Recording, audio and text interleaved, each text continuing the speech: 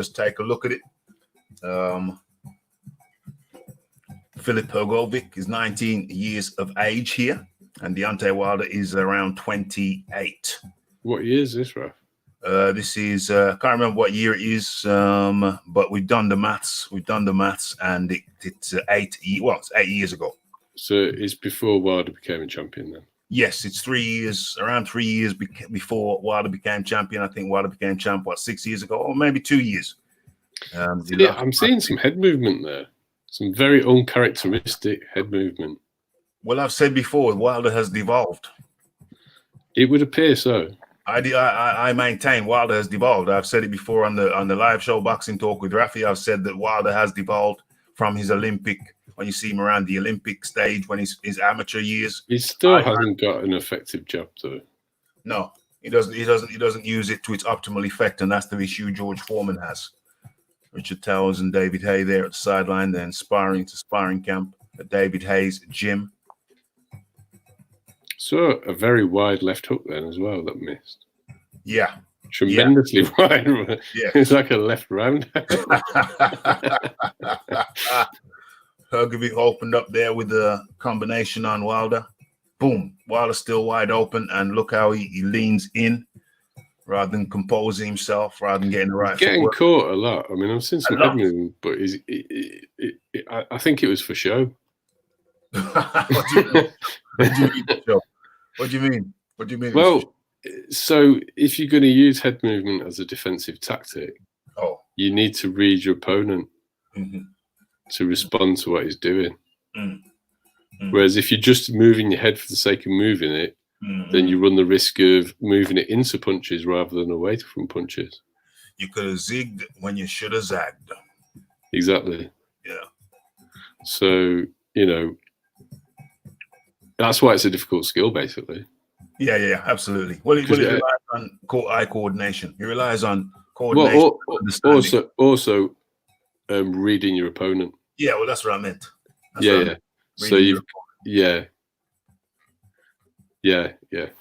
and because I mean that's why I think parrying's a lot easier. Yeah, because you do less.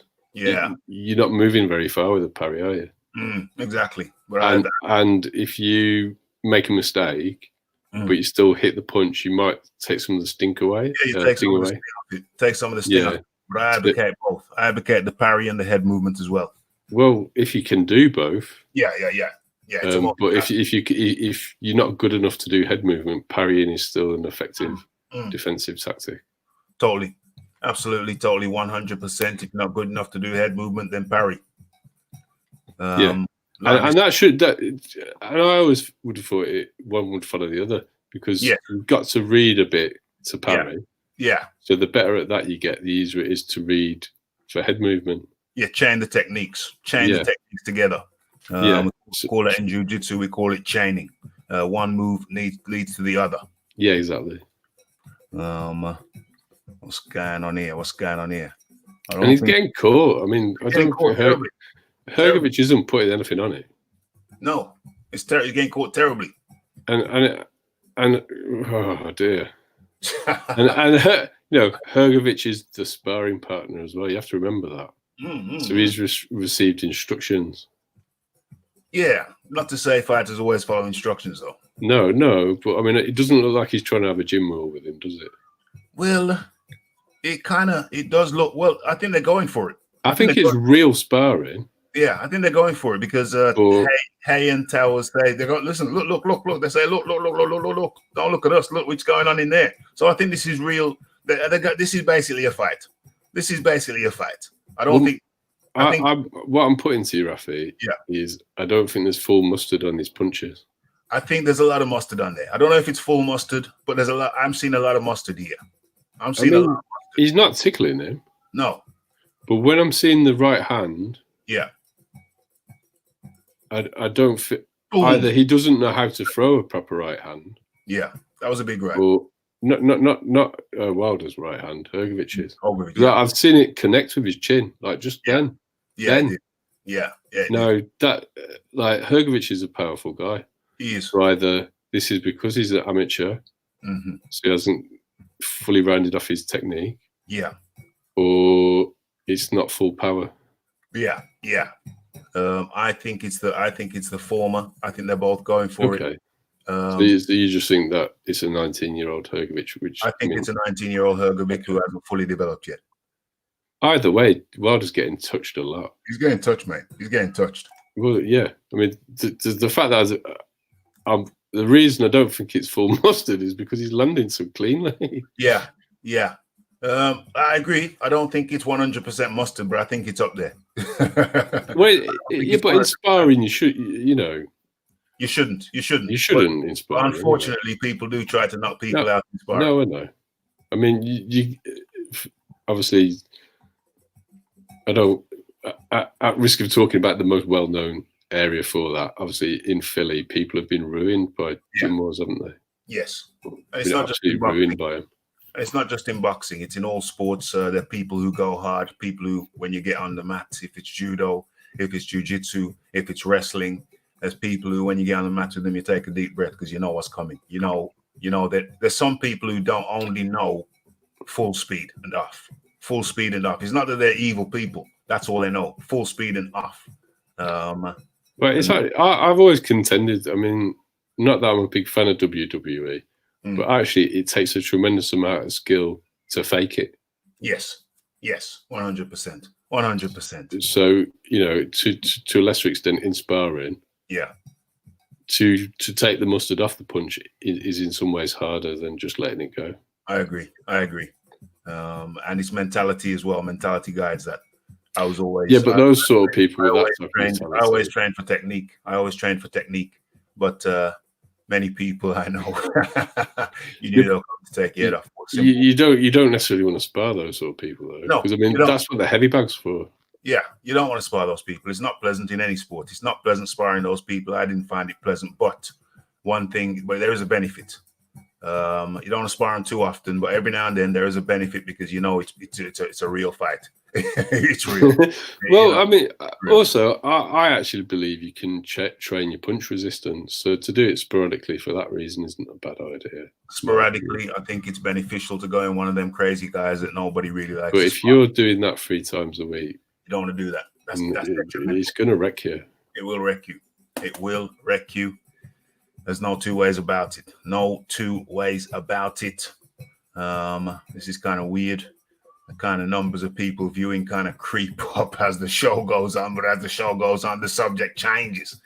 Like I'm contemplating changing it. Gotta fit the bike riding, gotta prep for the Rick Glazer show. Everybody remember tonight we got Rick Glazer jumping on the panel. So get your questions into him tonight, 9 p.m. UK time. But before that, we're gonna go through the chat.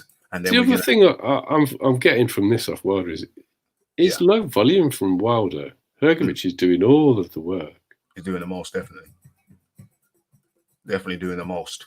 I mean, do you think Wilder's just always been a low volume guy, or everything is just around throwing that one bomb that he has? Relatively low. He's never watched him in his amateurs, watched some of his amateur fights. To be honest, the only amateur fights of his I've seen are him getting banjoed all over the ring. Yeah, same here. What people seem to forget is that's at heavyweight, not super heavyweight. So he's getting banjoed by cruiserweights. Yes, indeed. With her head guard on and big gloves. Yeah, maintain he's getting a little bit banjoed here. A little bit. Yeah, but he's staying on his feet. Staying on his feet. But he's taking some shots here. He's taking some shots that... He's getting touched ridiculously. I mean, there's just no defense. I mean, look at the amount of shots he's eating. He's just eating shots. He doesn't have any defense. He can't move backwards. Can't slip him. Occasionally, he'll go backwards with a bit of head movement, but surely your feet and your hands are your best defensive tools, and then head movement. Yes. Particularly when you're at this level of skill. Yes. His head's always in centre line as well. His head's always on the centre line. I'm telling you, Dillian White, Anthony Joshua would have banged this guy out. Well, I've broken down on numerous occasions how anyone with a decent punch can get to Wilder. Yeah. All you have to do is interfere with his jab. So you don't necessarily have to out jab him. If you just parry his jab, you can probably get in on him. Yes. And his head's there in the middle. It's right there. And so all Dillian would have to do, and Dillian is actually quite cute defensively. I don't think he gets enough credit for that. He's underrated. People don't understand he's underrated. So, you know, a quick parry, and Dillian's feet are at least medium speed. He'd be able to get within range and drop the left hook on him. Of course he would. And I mean, even if it didn't happen first time, once Dillian's on his chest, Dillian's a big heavyweight. He might not have the longest dimensions, but he's consistently been around the 240s, hasn't he? Yes. So if he's on his chest, hitting his body, that isn't going to end well for Deontay. No, not at all. And then if they get broken and they go again, all he's got to do is do the same thing: parry his jab, left hook, and if he doesn't drop, keep going to his chest and wail on his body. There was a narrative that Deontay Wilder was highly unpredictable. I kind of thought that was an argument at one time, but I wouldn't really call it unpredictable. For the longest time now, what I see is it's not that he's unpredictable; it's that he's unconventional. But he's only unconventional because his technique is sloppy, poor. Let's be honest. It's just poor punching technique. Poor punching technique, but it's poor everything. It's poor footwork. It's poor defensive work. It's poor everything. His technique. The footwork's actually the worst thing. Yeah. It's actually worse than his punching. Yeah, it is. And so basically what you're looking at, a guy, don't mean to go too hard on him, but he's a guy with pure technique all around the table. All around the table is poor technique. So poor technique, yeah, you can say poor technique makes him unpredictable. Yeah, fair enough. If that's what you're saying, then fair enough. But that's all it is. Wilder's a man with poor technique, and I realize more and more as time goes on that he's very readable. He's got certain traits. But he cocks his right hand before he throws it. Yeah. And he can't land it without touching with his left first. His rangefinder. And we just saw it there. I mean, again, that's my contention, that all you have to do is disturb the path of that jab. Wilder is very, very readable. Touch the jab as it's coming out, duck, slip. Keep your left shoulder, somewhat forward. That right hand is probably going to whiz over the top, but you got your left hand blocking anyway, and you come around with hooks to the body and the head, body head. Or depending on your length, I mean, just duck the jab and come back up with the right hand. Yeah. It's a real simple way, and you'll get some better power into your right hand. There's many ways to do it. I like working off the jab. Deontay Wilder's jab, it's readable, it's predictable, it's lazy, and you just wait for that lazy jab, slip it with the hand up, and you don't even have to go straight to the right. You can come up with a left hook first, that's going to interfere with his big right. Which might not. AJ is even worse for him, because the length advantage that he's got is an inch, which is it's not a lot really. Who's got the advantage? Wilder? Has he got Wilder? He's got a 1 inch reach advantage according to box rate. I mean, I want to see them stood next to each other, because I'm not convinced that Wilder's the full 6'7", and I think Joshua's a shade over 6'6", but under 6'7".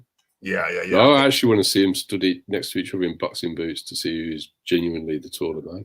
Yeah, you want to see that. I'm not sure Wilder wants to see that. Everything suggests that Wilder doesn't. Anyway, because AJ can hook off the jab, that's a world of trouble for Wilder. Hooking off the jab spells big danger for Deontay Wilder. And AJ's left hook's no joke either. It's what he put Andy Ruiz down with. It's only punch. Catch him with the hook alone, without the follow. He wouldn't have to put the heavy artillery on him to put him down. And that's one of my contentions about fighters